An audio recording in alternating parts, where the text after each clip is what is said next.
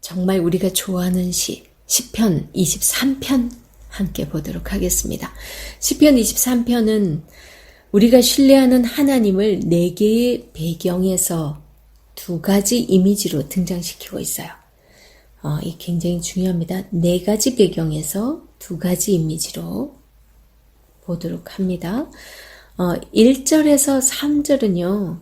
공급하시는 목자세요. 긍정적인 이미지입니다.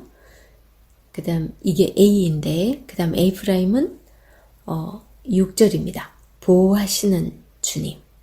자, 공급하시고 보호하시는 주님. 둘 다 긍정적인 이미지죠. 그 다음에 부정적인 이미지는 B와 B'인데 여기는 위험 가운데 꼭 뭐 부정적이다 하나님이 부정적이다 아니라 위험하고 이렇게 부정적인 상황을 얘기하는 겁니다. 부정적인 상황 가운데서도 우리에게 보호하시고 우리를 공급하시는 그런 지금 2가지 이미지라고 말한 거는 그야말로 우리가 평안하고 언제든지 우리를 항상 공급하시고 보호하시는 분 이 한 가지 이미지가 있다면 또 한 가지는 정말 힘들고 어렵고 음침한 골짜기 같은 우리의 인생 가운데서도 항상 보호하시고 공급하시는 분은 여호와 하나님이시다.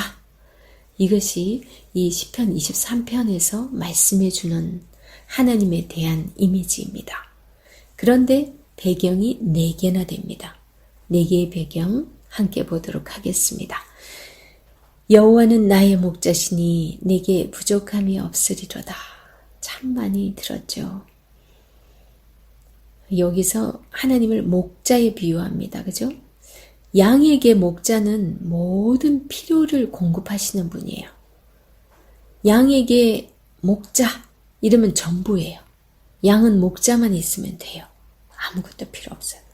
목자가 다 공급하고 모든 필요를 채워주기 때문에 그래서 이스라엘 백성들이 그걸 너무나 잘 알기 때문에 그들에게 지금 목자에 대한 이미지로 하나님께서 말씀을 하십니다. 지금 이 첫 번째 배경은 푸른 초장입니다.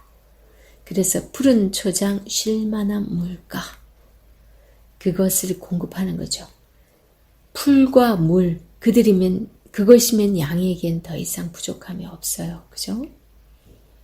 그 다음에 보호와 안위 이거는 지팡이와 막대기입니다.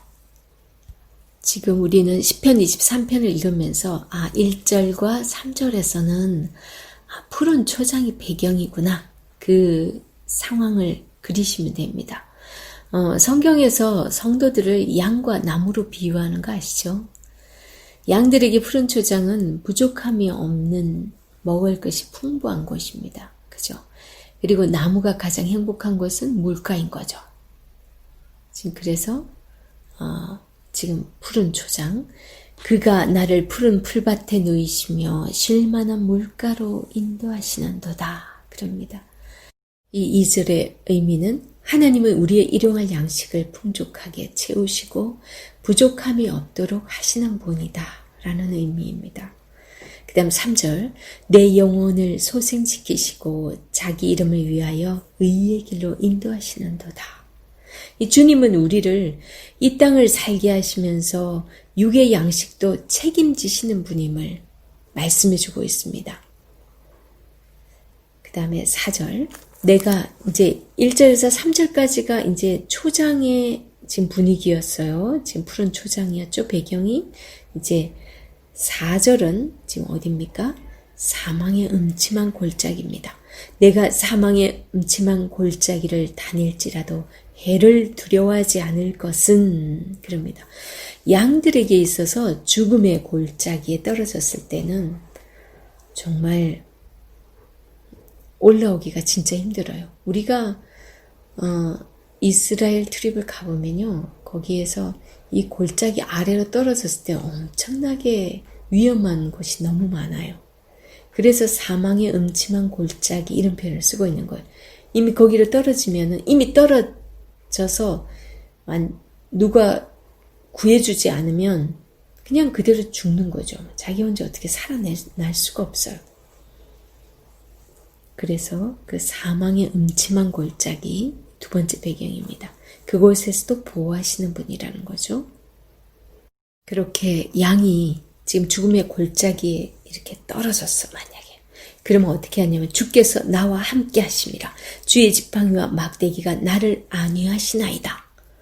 이걸 우리는 그 사람들의 이 막대기를 가지고 어떻게 그 양을 살릴 수 있단 말인가?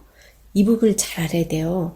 이 목자들이 가지고 다니는 이 막대기가요. 하나는 지팡이가 이거 모양이 이렇게 동그랗게 꼬부러져 있고 다른 한쪽 반대편에는 아주 좁빗한 창으로 되어 있어요. 그래서 창은 때로는 다른 짐승들이 왔을 때 찌르는 역할을 하고 때로는 양들이 말을 안 들을 때도 살살 찌른대요. 너무 찌르면 이제 피나니까 그렇게는 안 하고 그 다음에 양들이 이렇게 떨어져가지고 걸렸을 때 목자들이 그 양을 그 지팡이 이렇게 꼬부러진 부분 있잖아요. 거기를 목을 걸어가지고 이렇게 끄집어 올린대요. 그렇게 할 때 이 지팡이가 그 역할을 하기 때문에 지팡이와 막대기가 나를 안위하시나이다. 이렇게 말을 합니다. 그런 분이 계시기 때문에 내가 해를 두려워하지 않는다.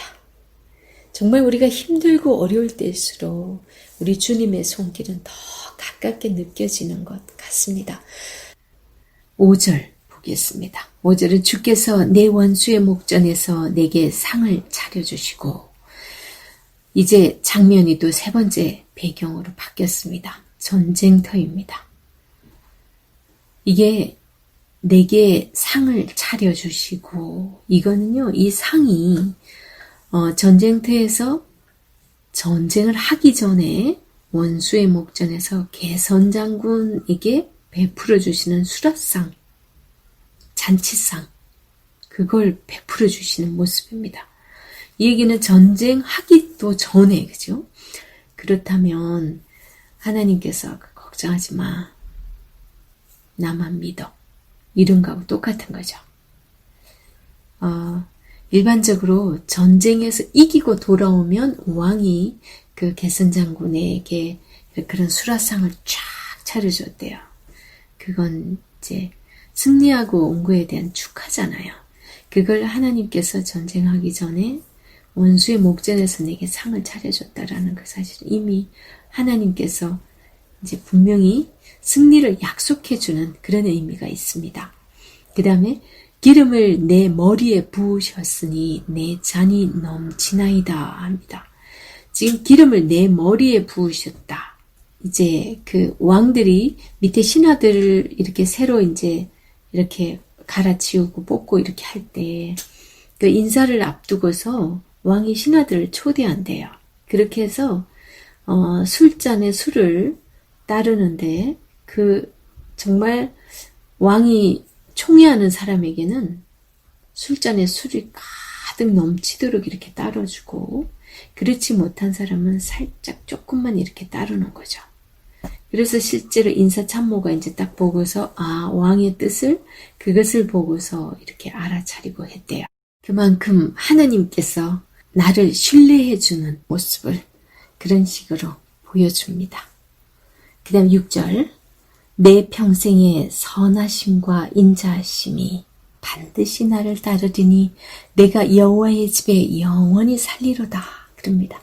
내 평생에 나의 모든 삶의 날에 선하심, 토부는 창세기에서 하나님께서 이 땅을 창조해 놓고 보시기에 좋았더라. 그게 토부예요. 그게 하나님의 선하심이거든요. 하나님께서 창조해 놓으시고 하신 그 말씀, 그 토부와 인자하심. 이 단어는 많이 들어보셨을 거예요. 헤세드, 그죠? 이 헤세드는 굉장히 의미가 굉장히 깊고 넓고 그러기 때문에 우리 교수님은 번역 불가라고 해요. 우리가 아멘 할 때 이 아멘도 사실은 그냥 동의 이런 의미 비슷하게 사용이 되고 있지만 이것도 진실로라는 의미도 있거든요. 또 다른 의미도 있기 때문에 그것처럼 이 헤세드도 번역 불가라고 하세요.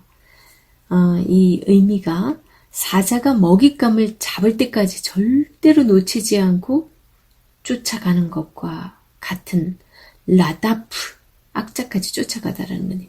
그렇게 라다프 하듯 하나님께서 하나님의 자녀들을 끝까지 눈을 놓치지 않고 돌보시는 그 마음, 그 모든 것, 그것이 헤세드에 속한대요. 그래서 헤세드는 하나님의 자녀들을 향한 하나님의 사랑, 크게 이렇게 보면 그렇게 보고, 또 인자하심, 그 다음에 긍휼하심, 이 모든 게 거기 다 포함이 됩니다. 때로는 하나님께서 징계하시는 것도 하나님의 헤세드에 해당이 됩니다.